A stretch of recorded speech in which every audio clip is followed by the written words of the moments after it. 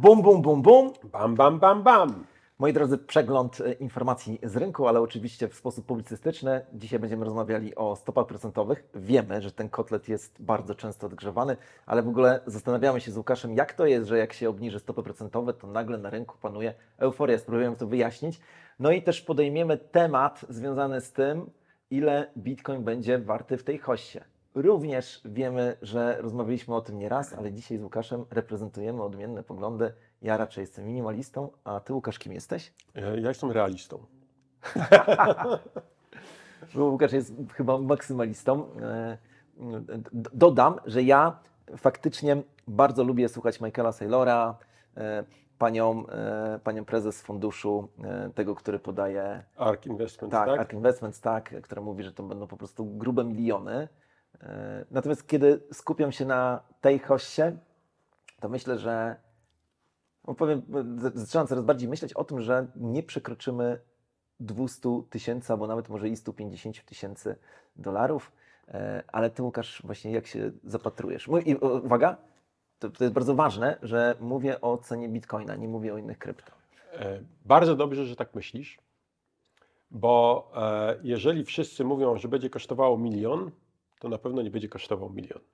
Więc im więcej osób będzie mówiło, to wzrośnie tylko do 70 albo tylko do 80, tym większa szansa na to, że jednak polecimy wyżej. Taka jest ogólna zasada. Czyli im więcej osób będzie mówiło, że jednak spadnie, tym bardziej paradoksalnie może się okazać, że wzrosty będą bardziej intensywne, bo żeby wzrosty nastąpiły, to musi nastąpić Kapitulacja? Kapitulacja. Okay. Kapitulacja. Jeju, jakie trudne słowo. Kapitulacja optymistów. I oni muszą przestać wierzyć w to, że będzie rosło, no bo ktoś musi polec. Ktoś musi stracić, żeby inni zyskali. No właśnie, czy to nie jest tak, że wtedy, kiedy my mamy rajd Świętego Mikołaja i gonimy po nowe ATH, to ilość tych, którzy polegli, akurat w tym momencie jest mniejsza. Polegli pojawiają się dopiero wtedy, kiedy po ATH następuje spadek. Powiedziałbym, że mechanizm raczej jest taki. Kupiłeś coś za 100 tak. I mówisz, będzie kosztowało 1000. No i nie rośnie. Nawet troszkę spadło, troszkę wzrosło, troszkę spadło. Mówisz, nie, to jednak spadnie, bo widzisz, że na przykład 99 kosztuje, więc sprzedajesz po 99. Tak. Wtedy nagle zaczyna rosnąć. 100, 200, 300, 400, 500. Mówisz, dobra, wchodzę, bo banana zone. Kupujesz po 700. Doszło do 1000, mówisz, no nie, no to jest tylko 20% więcej, będzie jeszcze więcej. Doszło do 1000 i nagle spada. 900, 800, 700. Zanim się zorientujesz, kosztuje 300. I ty sprzedajesz w panice i jesteś stratny. Jest to szczególny przypadek, oczywiście matematycznie występujący. Pytanie jednak jest takie, ile w realnym świecie takich case'ów mamy. No właśnie myślę, że takich jest najwięcej. Nie wiemy tego. W sensie to jest tylko nasza intuicja. No nie, no bo ktoś musi kupować jak jest po 1000. Tak. I ktoś musi sprzedawać jak spada z 1000, nie? Tak. Jeszcze raz. Mówię o tym, że wszyscy, ja i Ty wyrażamy tutaj takie przekonanie, że jesteśmy w trakcie wzrostów. Tak. W trakcie wzrostów ilość poległych jest mniejsza. Dlatego, że pytanie, jak oczywiście liczymy stratę, ale jeżeli ja kupiłem za 100 i sprzedałem za 300 i akurat ktoś wchodził za rynek, był wzrost i kupił za 300 i sprzedał za 400, tutaj nie ma poległych. Polegli są wtedy, kiedy spada TH. Chodzi mi tylko o to, żeby zadać sobie pytanie, czy ta refleksja, o której powiedziałeś, że muszą być polegli, czy to musimy się trzymać tego zdania do momentu osiągnięcia górki. Ale, bo dlaczego o tym rozmawiamy? Bo pytanie, które sobie zadajemy, jest przecież takie, jaka będzie cena Bitcoina wtedy, kiedy nastąpi ta górka. Teraz w ramach tej hossy. No i jak zapytamy się entuzjastów i największych optymistów, no tutaj padają kwoty i $500 000. Jak już zaczynamy, nawet więcej, jak zaczynamy drążyć i zadawać pytania, to ostatecznie pada jeden argument, który jest prawdziwy, ale pytanie, czy się wydarzy w tej hossie. Mianowicie ten argument mówi o sile dolara nabywczej. Że ona będzie na tyle słaba, że nawet gdyby Bitcoin stał w miejscu, jeżeli chodzi o siłę nabywczą Bitcoina, no to wycena tego Bitcoina była rosła. Natomiast jest tutaj pytanie inne. Pomijmy siłę nabywczą dolara, załóżmy, że ona jest stała. Czy cena będzie rosła? Ja uważam, że tak, Tak. że będzie rosła i to będzie rosła znacząco właśnie ze względu na to, że po pierwsze Bitcoin zaczyna być coraz szerzej postrzegany jako zabezpieczenie przed stratą wartości. Złoto jest rynkiem zbyt kontrolowanym, zbyt trudnym. Kupno wirtualnego złota nic nam nie daje. To jest tylko wirtualne złoto. Posiadanie rzeczywistego złota jest bardzo kłopotliwe i również trudne do obrotu, no bo nawet jeżeli kupię prawdziwe złoto, to kto ode mnie kupi to prawdziwe złoto? Ktoś, kto będzie potrafił zweryfikować autentyczność, prawdziwość tego, że to nie jest fałszywe i tak dalej. Bardzo trudno to zrobić. Mówię w tej chwili o sytuacjach kryzysowych. Z Bitcoinem jest sprawa prosta.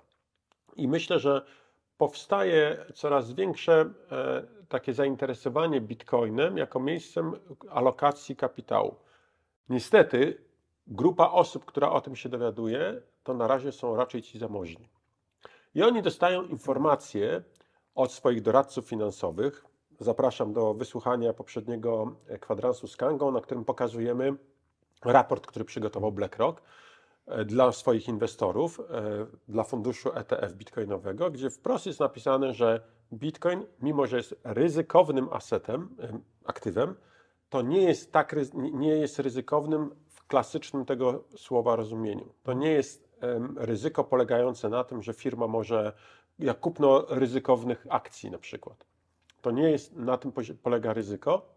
Natomiast z drugiej strony powiedzieli, że Bitcoin jest bardzo dobrym narzędziem do tego, żeby hedżować się, czyli zabezpieczać się przed globalnym kryzysem, upadkami rządów czy deprecjacją waluty. Ta informacja trafia do osób, które są zamożne. Niestety ulica jeszcze o tym nie wie, bo gdyby ulica wiedziała, to każdy by już kupował tyle Bitcoina, ile jest w stanie i w tym trzymał swoje zapasy, nawet te drobne gotówki. Niestety tego jeszcze nie robią. Jak oni się o tym dowiedzą, to oni zbudują te wzrosty, natomiast może się okazać, że no, nie będą aż... może coś zarobią, ale nie dużo. Nie stracą, to też dobrze, ale dadzą zarobić tym, którzy już teraz wiedzą, czym może być Bitcoin.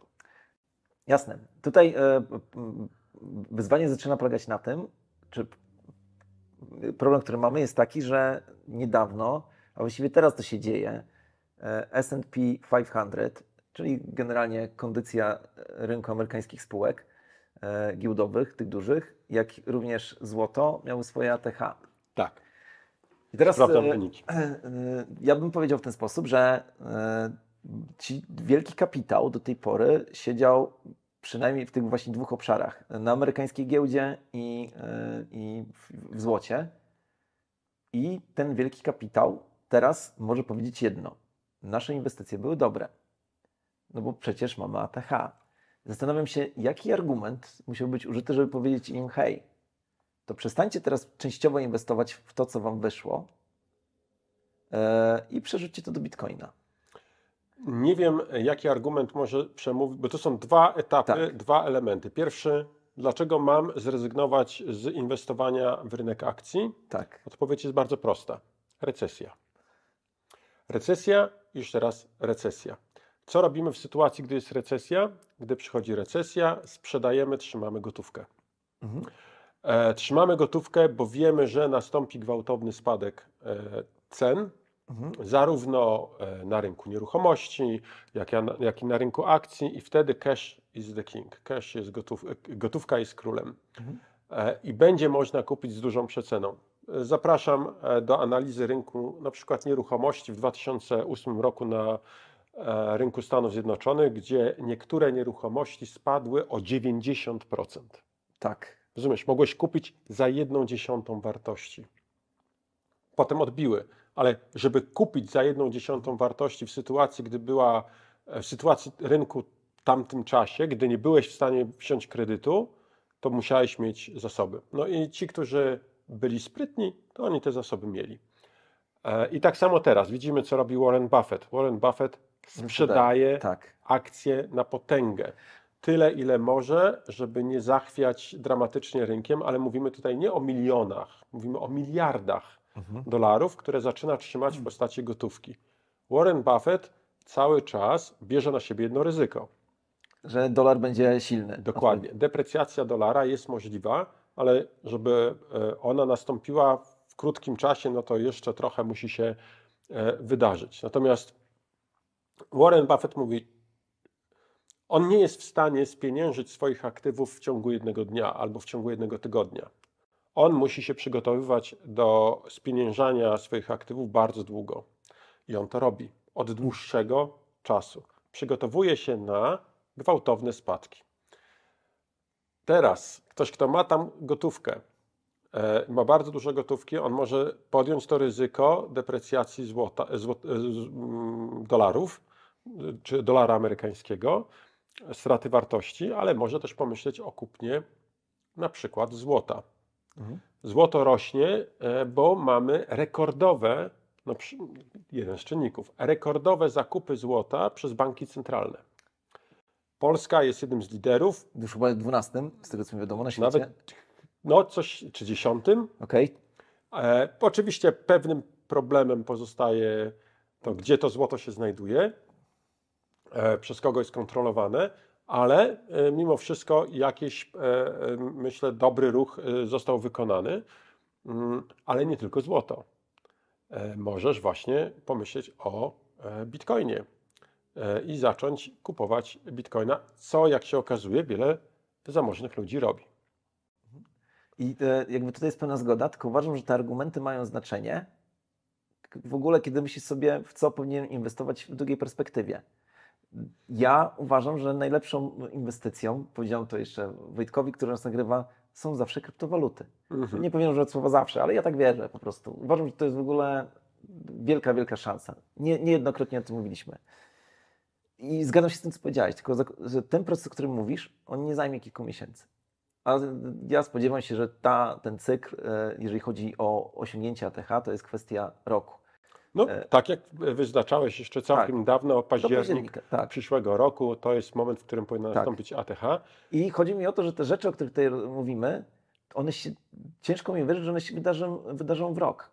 Bo masz rację, jest, tak na przykład twierdzi Rafał Zaorski, nie tylko Warren Buffett, to znaczy jeden spekulant i drugi spekulant, to mają tutaj właśnie takie poglądy. Gospodarka amerykańska się zwija.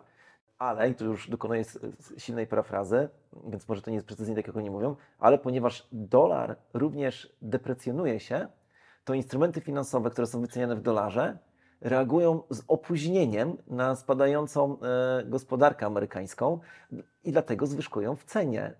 No bo dolar słabnie szybciej niż jakby wartość tych akcji. To jest jeden ze sposobów wyjaśnienia. I w pewnym momencie oczywiście jak gdyby to paliwo gdzieś się skończy. To równanie trzeba będzie rozwiązać i będziemy świadkami prawdopodobnie wielkiej tragedii.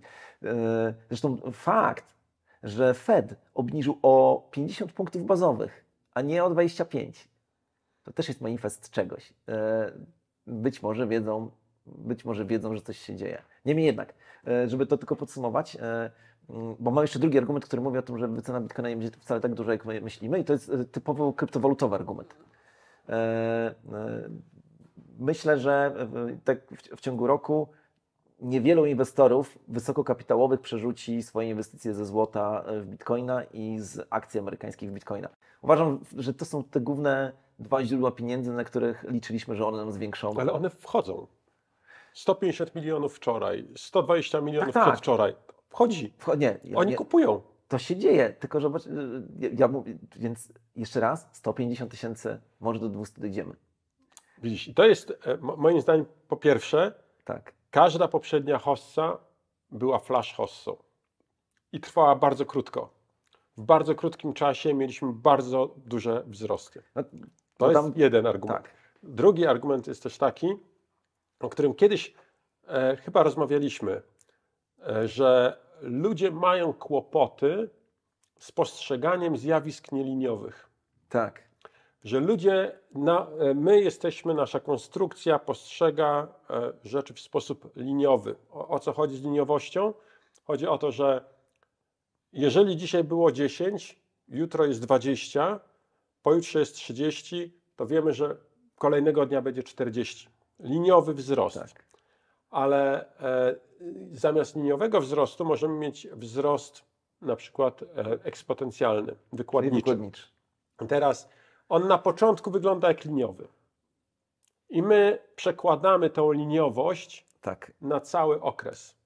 I mówimy, ok, tu nam wzrasta, no to wtedy będziemy mieli za 3 tygodnie będzie tyle. Ale może się okazać, że z powodu wykładniczości mylimy się nie o 10%, nie o 20%, tylko zaczynamy się mylić na przykład 10-krotnie. Już nie o procenty, tylko o 10 razy pomyliliśmy się. To są błędy takie, które my popełniamy. To samo dotyczy w drugą stronę. Logarytmiczne. Że możemy mieć do czynienia ze spadkiem tempa wzrostu. I jak jest logarytmiczny, czyli taki, że na początku jest, powiedzmy, wygląda jak linia, ale potem on tak zakręca i już się robi bardzo płaskim. Tak.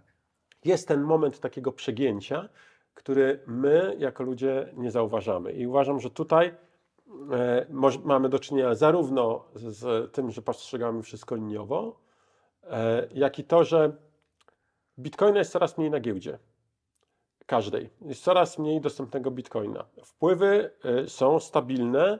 Powiedziałbym, że nawet zaczynają może rosnąć. Dociera to do coraz większej ilości ludzi i w pewnym momencie zostanie przekroczony ten moment tego przegięcia i nagle będziemy mieli wystrzał ceny i wtedy uwierzymy, że to będzie to the moon. Tak. I przegapimy ten moment przegięcia ponownie. Tak może być, bo tak chyba nawet pokazuje historia. To, co powiedziałeś o tym, że postrzegamy wszystko wokół nas naturalnie, w sposób liniowy, to jest bardzo ciekawe, bo okazuje się, że w przyrodzie, w fizyce jakby relacji liniowych jest niewiele w stosunku do tych wszystkich pozostałych, właśnie eksponencjalnych, logarytmicznych i innych, ale to trzeba mieć umysł, który faktycznie potrafi je rozpoznać. Tu koniec dygresji. No bo to, co powiedziałeś, to jest bardzo ważne, że ten moment, kiedy to zacznie rosnąć, to ludzie wtedy nie będą chcieli sprzedawać, tylko będą chcieli kupować. Czyli już w ogóle nie będzie od kogo kupować, więc to będzie ta zwyżka ceny, no ale zaraz potem przychodzi właśnie korekta.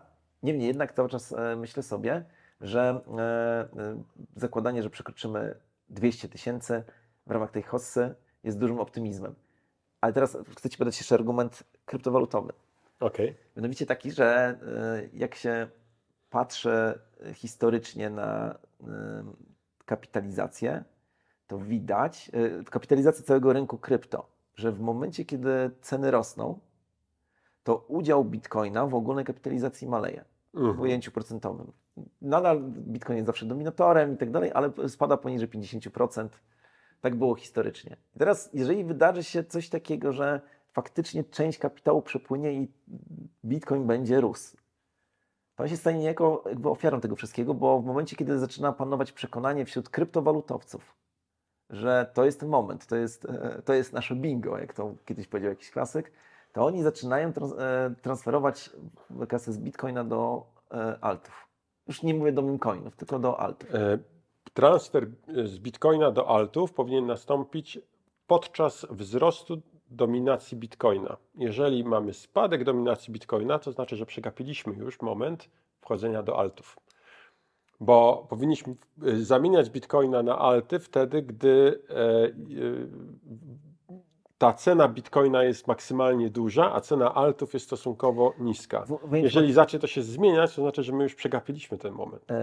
Tak, natomiast może być tak, że już wyprzedaż nastąpi szybciej, tylko że w spowolnionym tempie, że transformacja, sprzedaż bitcoinów czasowa, no bo ci ludzie, którzy zamieniają bitcoiny na alty w czasie hossy, oni robią to, przynajmniej jakaś tam frakcja, sami chyba do niej należymy, tylko też nie wiem, czy będę sprzedawał bitcoina, ale jestem w stanie sobie wyobrazić, to Phil Konieczny ma takie podejście, żeby być w czasie, kiedy będzie hossa, kiedy zbliżymy się już do górki bitcoina, to należy sprzedać część bitcoinów i poczekać, aż spadnie trochę w dół, jakby mogło spaść w bok albo do góry. Więc jak cena spadnie i w tym momencie odkupujemy bitcoina i stajemy się bogaci w większą ilość bitcoinów, ale w tym czasie można zaryzykować coś takiego, że kupujemy alt, bo mówisz o tym przesunięciu fazowym. Tak. Niemniej jednak to ten proces powinien się rozpocząć przed osiągnięciem ATH. To znaczy jakby siła rozpędu tego wzrostu, ona będzie niejako kanibalizowana przez rynek krypto, bo część ludzi zacznie to robić wcześniej niż to ATH Bitcoina nastąpi, zabierając mu paliwo. Sprawdzam w tej chwili, jak wygląda dominacja Bitcoina. Więc Chyba dominacja 54%. 57%. Było 58%. Nieźle. Było 58%, jest 57% w tej chwili. Podczas poprzedniej hossy, czyli 2020 rok, 2021, mieliśmy dominację Bitcoina na poziomie 70% ponad procent. Zwracam uwagę i mam nadzieję, że tu się pojawi taki wykres, który pokazuje, jak wygląda wzrost tej dominacji Bitcoina. On jest stały od 2023 roku, gdy był najniższy i sięgał około 40%. I to był ten moment, od którego wystartowaliśmy, końcówka 2022 roku. Od tego czasu... 2021 rok, listopad. Jaką wtedy mieliśmy strukturę? Nie wiem. Nie jestem w stanie w tej chwili tak szybko powiedzieć. To jest 5 lat. Listopad, no to mieliśmy dołki. W 2022 roku mieliśmy dolne poziomy, między 40 a 40. No właśnie o tym mówimy. Czyli to jest ważne, że wtedy, kiedy byliśmy na górce, to dominacja Bitcoina była 40%, czyli była powiedzmy niska niż jakby taka średnia. No właśnie. A teraz dominacja Bitcoina rośnie. Ciekawe jak długo. No, ja powiem tak, patrzyłem na wiele wykresów, które są nakładane na cykliczność, które pokazują, w którym miejscu my się znajdujemy, biorąc pod uwagę tam najniższy punkt, halving i tak dalej, w stosunku do innych bitcoinów. One wszystkie są bardzo podobne, te wykresy, każdego cyklu. Jakoś tak się mieszczą w jakimś takim ciekawym obszarze. No, można powiedzieć od 7 do 30 dni na rozpoczęcie dużych wzrostów Bitcoina. Od 7 do 30 dni od kiedy? Od teraz. Tada! Dobra. No to moi drodzy, musicie wybrać. Znaczy, jedna i druga opcja, i Łukasza, i moja, jest pozytywna. Ona tylko dotyczy tempa wzrostów, tak? I tutaj chciałbym jeszcze raz to powtórzyć. Niech to będzie podwójny disclaimer. Najpierw jeden, ten, który jest bardzo nudny. Nic, co tutaj mówimy, nie jest prawdą inwestycyjną, ble, ble, ble. A drugie, jesteśmy kryptowalutowymi maksymalistami. Nie wiem, czy dobrze powiedziałem to słowo. I to się nie zmienia. Lepiej niż ja. Kapitulacja. No ale jeszcze tylko a propos tych cen. Pamiętaj, jeżeli będziesz wierzył, że Bitcoin dojdzie tylko do 150, to ty zaczniesz sprzedawać swojego Bitcoina pewnie w okolicach 100. Ten problem dla mnie nie jest problemem. Bo ty nie będziesz sprzedawał, tak samo jak ja. Tak. Ale ci, co chcą sprzedać, zaczną sprzedawać, gdy będzie 100. I oni zorientują się, że ich prognozy były niewłaściwe, gdy Bitcoin będzie kosztował 300. I wtedy oni mogą stwierdzić, ok, jak jest 300, to będzie 600. I zaczną kupować. No I to oni mogą zasilić rynek tym dodatkowym kapitałem, który wyniesie do góry Bitcoina. Ja myślę, że tego typu mechanizm również występuje. Czy on będzie dominujący? Tego nie wiem, ale należy go brać również pod uwagę. No, poza tym mam cały czas takie wrażenie, że mimo wszystko jesteśmy na skraju jakiegoś przesilenia. I to takiego przesilenia, które nie wiem, może jestem również zmanipulowany tymi wyborami w Stanach, tymi podziałami, tym takim dążeniem do uskrajnienia własnych stanowisk i odbieram to właśnie jako rodzaj napięcia, a tak naprawdę nic się nie dzieje. W sumie napiszcie nam, co uważacie, czy faktycznie zbliżamy się do jakiegoś punktu przegięcia, punktu, w którym coś się zmieni, paradygmat się zmieni. Może na chwilę, może to właśnie będzie ten moment, gdy zacznie Bitcoin rosnąć. Czy jest na przykład możliwe to, że dowiemy się o tym, że rządy po cichu kupowały Bitcoina, a może dowiemy się, że polski rząd od ponad 2 lat skupuje Bitcoina i jeszcze I nigdy nie ukrywa. sprzedał. Tak, tak. I Polska jest drugim największym krajem albo trzecim największym posiadaczem bitcoinów. Byłoby to ciekawe. No właśnie, dajcie znać w komentarzach, a Łukasz, jeszcze chciałbym, żebyśmy pogadali chwilę o tych stopach procentowych. To jest taki temat, o którym wszyscy mówią, ale myślę, że nie wszyscy dokładnie rozumieją, o co w tym chodzi. No bo w ogóle pojęcie stopy procentowej nie dotyczy tylko i wyłącznie decyzji banków centralnych, tylko to jest jeden z rodzajów ceny. No, powiedzmy sobie, jakie ceny znamy. Znamy ceny nominalne wyrażane w walucie lokalnej. Znamy Kilogram pomidorów, ile kosztuje? tak. Znamy ceny waluty wyrażone w innej walucie, czyli kurs. Najczęściej bierze się stosunek i to jest kurs taki, no nie wiem, kurs dolara, ile teraz wynosi? Koło 4 zł. No właśnie. To jest drugi rodzaj ceny, ale trzecim rodzajem ceny, bardzo ciekawym, to jest właśnie cena wyrażana w formie stopy procentowej, to znaczy dajemy komuś pieniądze i mówimy za to, że ty trzymasz te pieniądze, musisz mi płacić w tych samych pieniądzach, ale mówimy to w Jest to po procentach. prostu cena pieniądza. Tak, to cena pieniądza, no dokładnie. Chociaż stopa procentowa może dotyczyć nie tylko pieniądza. Bo możesz komuś pożyczyć węgiel, chociaż to się nie stosuje i mówisz, oczekuję, że będziesz mi dawał 10% węgla na miesiąc, w zamian za to, że ci pożyczę ten węgiel. Są po prostu, mamy 3 sposoby przedstawiania cen. No ale te stopy procentowe, o których teraz rynek finansowy mówi, to są stopy procentowe, które dotyczą decyzji rad polityk pieniężnych w każdym państwie. Te instytucje oczywiście nazywają się odpowiednio inaczej, ale jest to jakaś decyzja. Bank centralny, akurat w Stanach tym bankiem centralnym jest Fed, po prostu jest związany pewnym węzłem z bankami komercyjnymi i pożycza im pieniądze i też daje im usługę deponowania tej kasy. Generalnie powiedziałbym tak, stopa procentowa mówi nam o tym, jaka jest cena pieniądza. Jaka jest cena pieniądza, to brzmi troszeczkę właśnie śmiesznie, ale on mówi, ile kosztuje pieniądz. I to jest najpowszechniejsza regulowana cena na świecie. Odeszliśmy od gospodarki regulowanej i cen regulowanych, bo się okazało, że to nie działa. Nie działało to, jak rząd mówił, ile ma kosztować kilogram jabłek, ile ma kosztować sznurek do snopowiązałek, czy ile litr mleka. Tam, gdzie to jeszcze funkcjonuje, tam zawsze jest problem, bo się okazuje, że te ceny są niewłaściwe.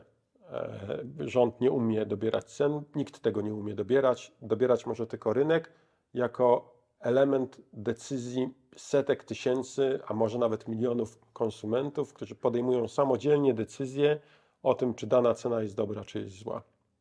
W przypadku banku centralnego mamy do czynienia z odgórnym właśnie przez rząd, w cudzysłowie przez władzę, czy centralnie regulowaną ceną pieniądza, która jest dokładnie takim samym złem, jak odgórnie regulowana cena mleka. To nigdy nie będzie się kończyło dobrze. W tej chwili mamy tak, że Fed ustalił jakąś cenę pieniądza. Możliwe, że obniżył tą cenę pieniądza, bo de facto obniżył troszeczkę, ale obniżył na tyle dużo, że tak jak sam powiedziałeś, niektórzy mogą odczytywać jako paniczną obniżkę. Tak. Że to była paniczna obniżka ceny pieniądza. No i rynek ocenił to w zaskakujący sposób. Tak, tylko dodam jeszcze jedną rzecz. Bo jest pewna prosta reguła. Nawet nie trzeba znać się na ekonomii, nie żebyśmy się my jakoś tutaj mocno znali, ale reguła, którą można rozpoznać. Obniżenie stóp procentowych skutkuje tym, że gospodarka się rozpędza, powinna się rozpędzać, ale rośnie ryzyko inflacji. A hiperinflacja czy inflacja galopująca jest szkodliwa dla gospodarki podług takiej powszechnie obowiązującej doktryny. Podwyższenie stopy procentowej sprawia, że gospodarka zwalnia, ale maleje ryzyko inflacyjne. I teraz to, co się wydarzyło w Stanach, to jest normalnie, kiedy bank centralny obniża albo zwiększa stopy procentowej, to korzysta z tych takich progów 0,25, 25 punktów bazowych i wielokrotność. Ale kiedy stosuje wielokrotność, to znaczy, że coś się dzieje, no bo przecież te rady spotykają się co miesiąc. I jeżeli nie mogą... Są chyba 6 tygodni, no. No, nadal krótki okres.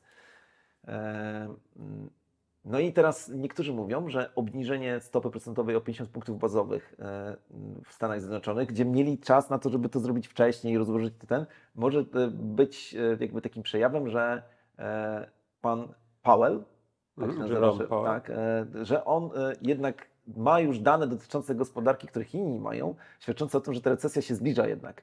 Więc trzeba w jakiś sposób rozpędzić tę gospodarkę. A jeszcze powiedzmy sobie, dlaczego gospodarka się rozpędza, jak obniżamy stopy procentowe?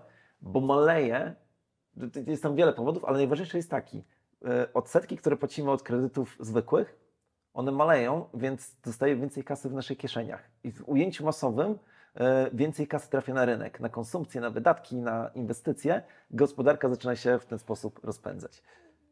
Ja bym przyrównał bardziej do ceny towaru. Jeżeli jakiś towar jest tańszy, to popyt na niego rośnie. I jeżeli mamy tani pieniądz, to ludzie kupują ten pieniądz, jakkolwiek to śmiesznie brzmi, czyli biorą kredyty i pod te kredyty inwestują w różne rzeczy, bo kupili tanio pieniądz, mogą zamienić go w coś innego i liczą na to, że więcej zarobią. Efekt zwykle jest taki, że obniżając cenę pieniądza, czyli obniżając stopy procentowe, gospodarka rusza i rozpędza się. Tak dokładnie tak jak powiedziałeś, czyli że ceny akcji rosną, mamy euforię na rynku i tak dalej. Problem, który teraz się mierzymy, jest taki, że takiej euforii nie zobaczyliśmy. Owszem, S&P poszedł do ATH, osiągnął ten swój szczyt, ale tak jakoś nie idzie w takim jednoznacznie północnym kierunku. Biorąc pod uwagę skalę obniżki, to powinniśmy widzieć naprawdę rewelacyjne wyniki. A tutaj taka dziwna sprawa, aktywa ryzykowne, mówię w klasycznym ujęciu, w ogóle właśnie akcje i tak dalej, nie poszły do góry, nie wzrosły ich ceny, ale złoto poszło. Tak, kapitał ucieka w bezpieczną przystań. Dokładnie.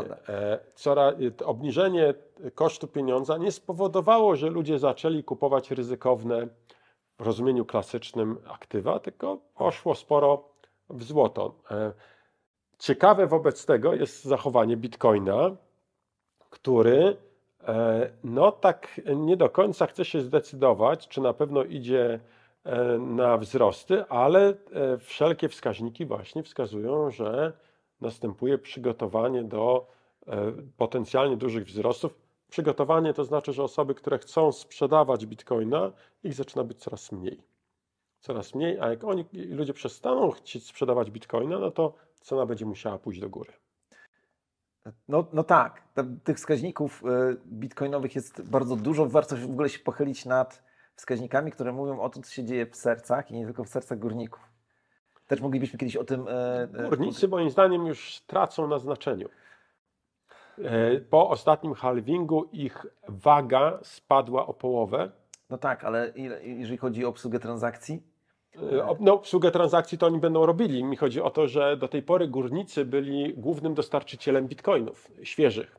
Ilościowo ich było dużo. W tej chwili jest już to tak nieduża kwota, że okazuje się, że to, jakie bitcoiny są tworzone, one natychmiast znajdują nabywców. No tak, ale w ujęciu... Myślę sobie, że powinniśmy o tym pogadać, poświęcić na to oddzielną audycję. Myślę, że ona była bardzo ciekawa, ale tylko dopowiem jedną rzecz. Teraz ilość bitcoinów, która jest na giełdzie, to co wspominałeś, ona jest bardzo, bardzo niska. Tak, rekordowo niska. Tak, no właśnie, mamy do czynienia z rekordem i jednocześnie mamy rekordowe niskie nagrody, co wynika z halvingu. Tak.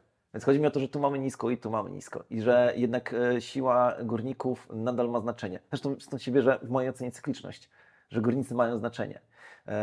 Natomiast i w ogóle ich decyzje, czy sprzedają, czy nie sprzedają, okazuje się, coś, co pewnie wiecie, to jest zgodne z intuicją, ale historycznie tak to wygląda, że górnik jak wykopie, to nie sprzedaje od razu.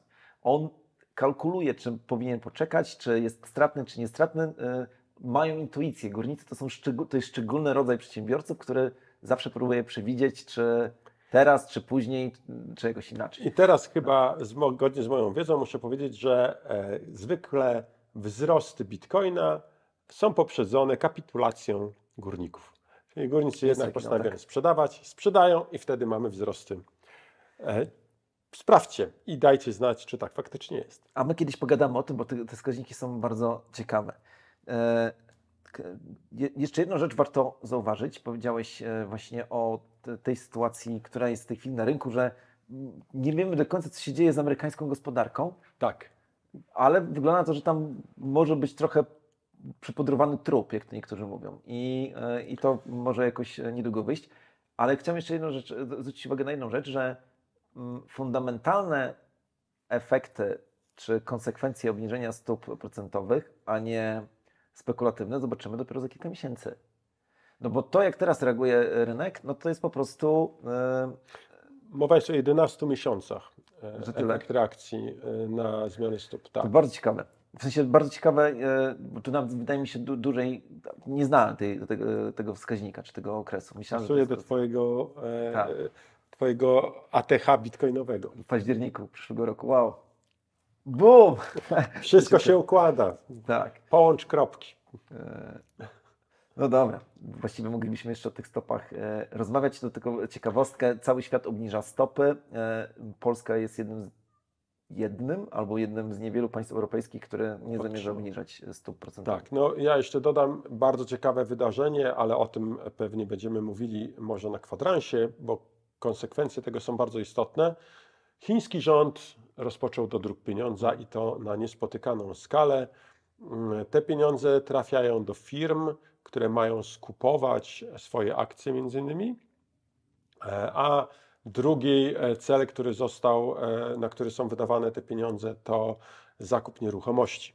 I tutaj można powiedzieć, że faktycznie rząd chiński próbuje walczyć z problemem zapaści na rynku nieruchomości, który się nie ujawnił, bo jest po prostu chowany, przypudrowany, ale ten desperacki akt do druku pieniądza na zakup nieruchomości wydaje się pokazywać, że desperacja właśnie jest bardzo duża.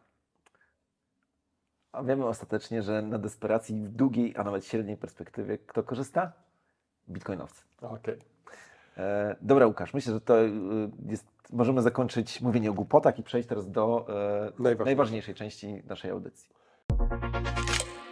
Tak, ja tak myślę o tym, jak my jesteśmy tutaj w świecie krypto bombardowani ilością takich faktów, uderzeń, bardzo często, które mają nas tutaj elektryzować.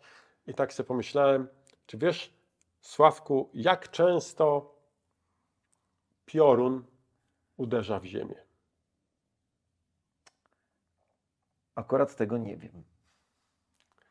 Ciekawe, czy wy wiecie? Jestem ciekaw, jak ktoś to policzył. Na podstawie badań, pomiarów i badań. I uwaga, uderza 100 razy. Na jaką jednostkę? No to zaraz powiesz, że na sekundę pewnie. Dokładnie tak. No. Średnio w ziemię 100 razy na sekundę uderza piorun. To jest dla mnie zaskakująca informacja. Fakt, nie mit. Jeżeli macie inne dane, dajcie nam znać. Zgodnie z moimi źródłami tak właśnie jest.